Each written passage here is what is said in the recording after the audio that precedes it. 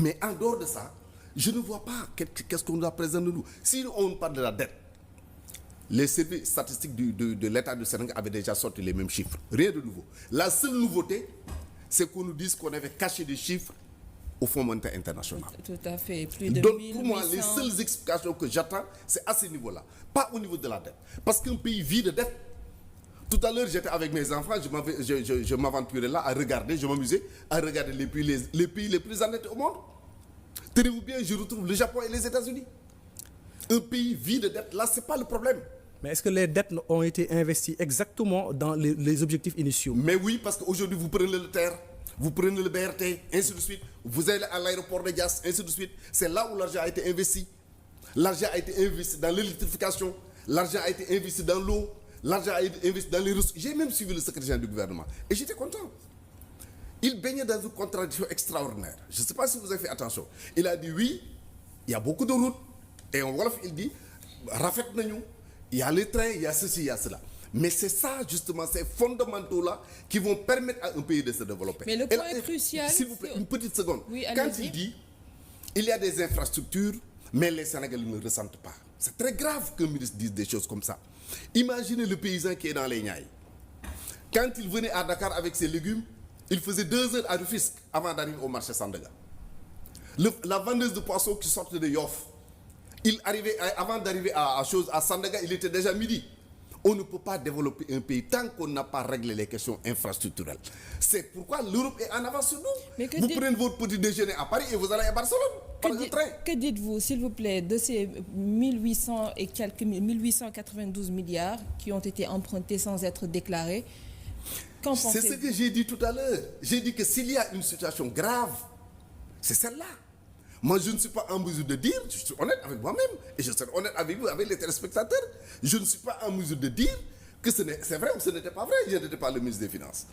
Mais au moins, celui qui était à côté du ministre des Finances, j'allais dire le vice-ministre des Finances, et aujourd'hui le ministre des Finances du Sénégal, il faut constituer sa responsabilité.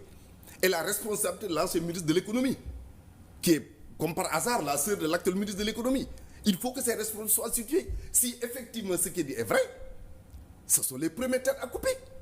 On ne peut pas avoir joué le rôle qu'il a joué aux côtés du ministre des Finances et aujourd'hui toute la grande eau pour dire je n'ai aucune responsable dans ce qui s'est passé. Non, quand on nous parle de transparence, moi je veux que ce gouvernement-là réussisse. C'est dans l'intérêt du pays que je le dis et c'est également à cause des relations particulières.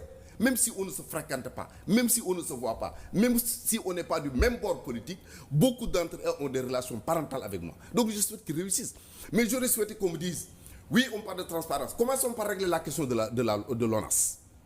On vit de cette question-là. Mais cette question, elle est actuellement pendante devant la justice, la question de l'ONAS. Et le ministre de la Justice l'a si bien dit à l'Assemblée nationale. Si la question est pendante devant la justice, le ministre devait être démis. C'est aussi simple que ça. Pourquoi? On ne peut pas être jugé parti. C'est ce qui se passe dans tous les pays du monde, même au Sénégal. À un moment donné, Mamadou Seck, ancien ministre de l'équipement du temps de Wade, avait été cité dans une affaire. Il a démissionné. Mais après enquête, on a vu qu'il n'était pas impliqué. Et il est revenu dans le gouvernement.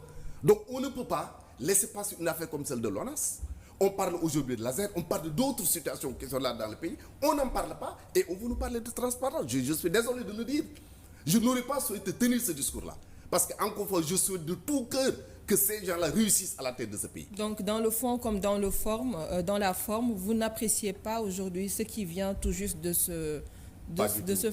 Pas du tout. Moi, je m'attends à ce qu'on me dise, voilà ce qu'il faut faire par rapport aux inondations.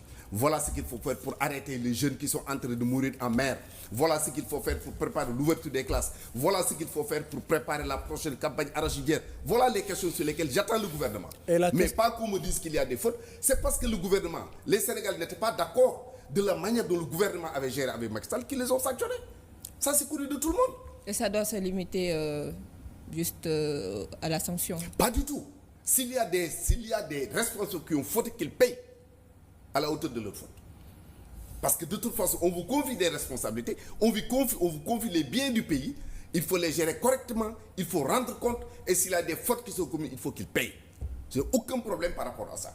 Mais ce que j'attends du gouvernement, c'est qu'il laisse la justice serrer ces affaires-là correctement, calmement, et comme l'a dit le garde des Sceaux d'ailleurs, qui a eu dans cette affaire une position très républicaine. Le temps de la justice n'est pas le temps des politiques.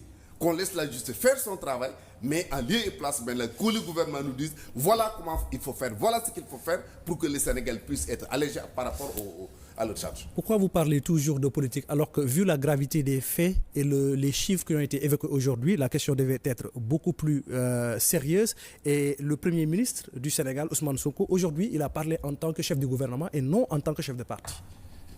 Je n'ai pas compris votre question. La question c'est que vous considérez toujours que le Premier ministre aujourd'hui, Ousmane Sonko du moins, a parlé sur le plan politique alors que c'était un exercice gouvernemental. Il a fait face à la presse pour parler des finances. Et pourquoi ne pas considérer Ousmane Sonko comme le chef de gouvernement, comme c'est une action gouvernementale et c'est un exercice gouvernemental? Nous ne sommes pas là pour consommer tout ce que nous présentons, nous sommes là pour analyser. Et nous comprenons, nous essayons au moins de comprendre. Je vous donne un exemple. Quand Ousmane Sonko allait à l'université de Dakar, la demande qui a été faite pour que l'amphi soit mise à leur disposition, il l'a fait en tant que Premier ministre. Mais quand il est arrivé dans la salle, il a parlé en tant que chef de parti. Donc nous analysons des faits. Nous n'incriminons personne, nous n'attaquons personne. Moi, je suis dans une opposition constructive. J'essaie de voir qu'est-ce qu'il faut faire pour que ça marche. Mais quand il y a une situation qui est là, nous l'analysons et nous essayons de comprendre. Quand la question de l'opportunité se pose, mais je dis, mais pourquoi à cette période précise? J'essaie de comprendre pourquoi. Pourquoi aujourd'hui Michel n'est pas à Ziguinchor, il est à Dakar? Pourquoi il a choisi ce moment? D'autant plus que lui-même, il a reconnu que ce n'était pas l'opportunité, ce n'était pas opportun. Parce qu'il a dit dans quelques jours... Il a justifié. Il a dit dans quelques jours, des ministres, des DG, des directeurs viendront vous expliquer. Il fallait attendre que ces gens-là aient les éléments qu'il faut pour venir convaincre les Sénégalais. Lui-même, il a reconnu que ce n'était pas opportun. Bon, je ne dirais pas ça parce qu'il a dit que vu l'importance et la gravité des faits, aujourd'hui, on ne doit pas se mettre vraiment à se rappeler ces erreurs, mais on doit apprendre de ces erreurs pour ne pas les commettre, notamment dans la gestion des inondations, parce que les 600 et quelques milliards par année pouvaient être investis dans la gestion des inondations, mais aussi dans l'emploi des jeunes, pour parler de l'immigration irrégulière. Maintenant, il y a un autre point, c'est la subvention de l'année 2022-2023.